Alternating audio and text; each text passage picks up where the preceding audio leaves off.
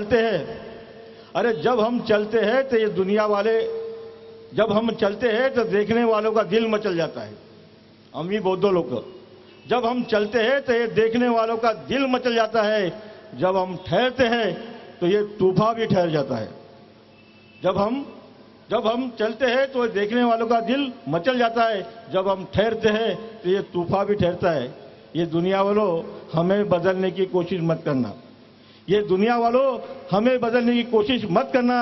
अरे जब हम बदलते हैं तो ये इतिहास बदल जाता है, ये इतिहास बदल जाता है, ये इतिहास बदल जाता है। टायमाचं थोडंसं बंधन लक्षात घ्यावं। दुसरे वक्ते आदरणीय ॲडव्होकेट ओमप्रकाश मौर्य, त्यांचं थोडंसं परिचय।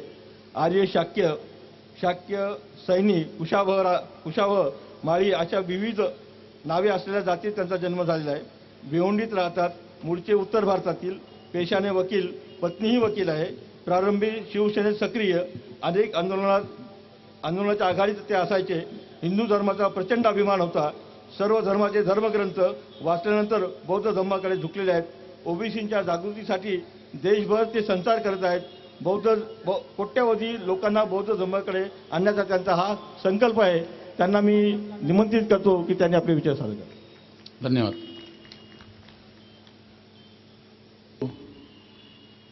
भगवान गौतम बुद्ध, विश्व विजेता सम्राट अशोक, विश्व रत्न बाबासाहेब आंबेडकर, या तीन महान विभूती यांना मी त्रिवार अभिनंदन करतो। ज्योतिबा फुले, साहूजी महाराज, सर प्रिंसेप जिन्होंने 1838 में भगवान बुद्ध के धम्म को, सम्राट अशोक के धम्म को उन्होंने पुनर्जीवन दिया। ब्राह्मी लिपि को उन्होंने हमारे इस भारत देश में जिंदा किया। उस अंग्रेज सर को भी मैं आज अभिनंदन करता हूं। हमारे जितने भी बहुजन समाज के संत हैं, संत शिरोमणि, संत कबीर, संत तुकाराम, संत एकनाथ, संत सावतामाली, संत सैन, संत नानक, संत रविदास, तमाम हमारे बहुजन समाज के जो संत हैं उनको मैं नमन करता हूं। मित्रों, हमारे बारे में अभी बताया, आपके सामने चर्चा की है। 17 साल से 25 साल तक पूरे भारत के विभिन्न जेलों में मैं बंद रहा। यहां आदरवाड़ी में भी मैं 1.5 महीने में जेल में था। अभी भी रिकॉर्ड होगा हिंदू आंदोलन के लिए। पूरे भारत में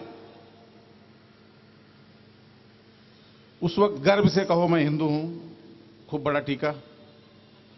लेकिन मित्रों, उसके साथ में मेरा बचपन से एक रहा है कि हम जितने भी धर्म ग्रंथ हैं मैंने उसका अध्ययन किया। रामायण, महाभारत, कंबा रामायण, वाल्मीकि रामायण, तुलसीदास रामायण, 4 वेद, 18 पुराण, उपनिषद, तमाम विभिन्न धर्म ग्रंथों को अध्ययन करने के बाद मुझे कोई सेटिस्फैक्शन नहीं मिला। कुछ मेरा एक अलग ही विरोध चलता गया। चर्चा करूंगा उस मुद्दे पे। मैं बोला, ये क्या कोई धर्म है क्या? इतना गंदा विचार। इसके बाद मैंने कुरान शरीफ, उसके भी एक पारा सूरा आयतें पढ़ी। बाइबल का भी मैंने अध्ययन किया, तौरेत का, जबूर का, इंजील, विश्व के जो भी प्रमुख धार्मिक ग्रंथ है मैंने उसका अध्ययन किया। जिस तरह से भगवान बुद्ध का धम्म इस देश से खत्म हुआ था, तब तक हमारे पास भगवान बुद्ध का धम्म, बाबा साहब, ज्योतिबा फुले का कोई भी साहित्य वगैरह हमारे पास आया नहीं। फिर मैंने एक चर्चा ये सोचा कि इतना गंदा विचार, इतना गंदा ये, फिर हम उस वक्त भगवे कपडे पहनने का, आता घर का मैं अकेला, म्हणजे आई बापाला असा वाटला की हा उद्या संन्यासी झाला मग काय होईल, याचं लग्न करा पटकन। मेरे शादी की तैयारी शुरू हुई मुंबई में। ग्रेजुएशन मेरा कंप्लीट हुआ। थोड़ा 5 मिनिट मी माझ्या स्वतःवर चर्चा करणार आहे, मग त्याच्यानंतर दुसरा विषय मी घेणार आहे। मुंबई में अरेंज मैरिज, लव मैरिज नहीं। पूरा मेरे मन में एक विद्रोह की भावना थी। अरे बोला, इतना गंदा विचार। इस भारत के, इस भारतीय समाज को, उनको धन का अधिकार नहीं, शिक्षण का अधिकार नहीं, नामकरण का अधिकार नहीं, कोई भी अधिकार नहीं, तो फिर ऐसे शादी करने का। इस शादी के विषय में मैंने खूब बहुत से पुस्तकों को मैंने अध्ययन किया। मैं बोला ठीक है, मैं ये हिंदू धर्म के विरुद्ध मैं मेरा शादी में लगाऊंगा। आज से 27-28 साल पहले हमारे भिवंडी के लोग आए हुए हैं, यहाँ पे कुछ बैठे हुए हैं, देखो वछुटे साहब बैठे। मैंने आज से 27 साल पहले हमारे यहाँ हमारे मोहल्ले में एक पंडित गौरीशंकर नाम का ब्राह्मण था। मैंने उससे पूछा महाराज सबसे खराब दिन इस साल का कौन सा है? उसने बोला पूरा 1-2 घंटे चर्चा किया और देखा, बोला 23 जून सबसे खराब दिन है।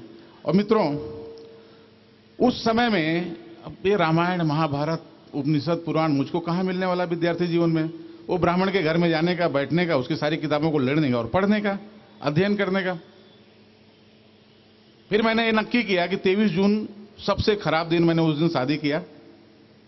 हमारा जो सासुरवाड़ी वो भी वाराणसी के सारनाथ, उधर से 2 ब्राह्मण बुलाए, इधर से एक महाराष्ट्रियन ब्राह्मण, मुंबई धोबी तालाब।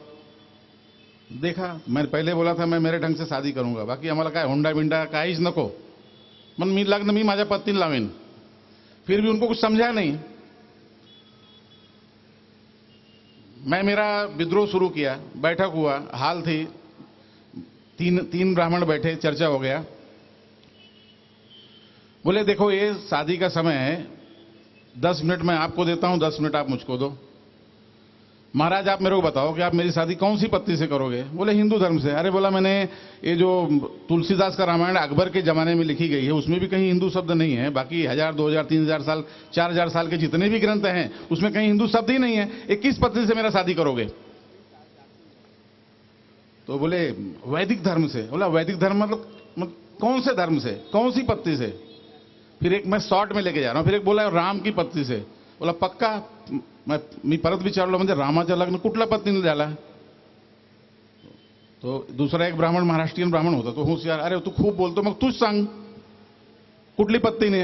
अरे बोले हे हिंदू धर्म में अष्ट पद्धति है, असुर गंधर्व राक्षस पैशाच अर्थ द्रव्य प्रजापत्य ब्रह्म, हा अष्ट पद्धति है। तो ये अष्ट पद्धति में हमारी शादी कौन सी पत्नी से लगाओगे? परत सगळे गप राहिले, काही आवाज नहीं। फिर मैं बोला अच्छा एक बताओ कि भगवान राम की थोड़ा साइकोलॉजी की, भगवान राम, हाँ भगवान राम। बोले उसके अलावा दूसरा कोई पत्नी से शादी नहीं करोगे? बोला पक्का नहीं। बोला ठीक है।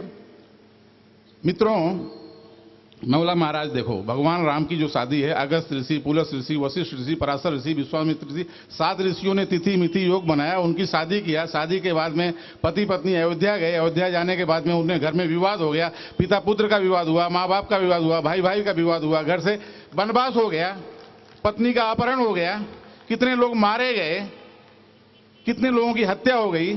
फिर वो पत्नी को कैसे भी युद्ध करके वापस लाए, फिर वो गरोधर सीता, त्या विषय और विवाद। फिर अयोध्या से उनको अपने बाहर हकाला, घर से निकाला। वाल्मीकि रामायणामध्ये असा उल्लेख है कि लक्ष्मण जाओ इस उल्टा नारी को इसका हाथ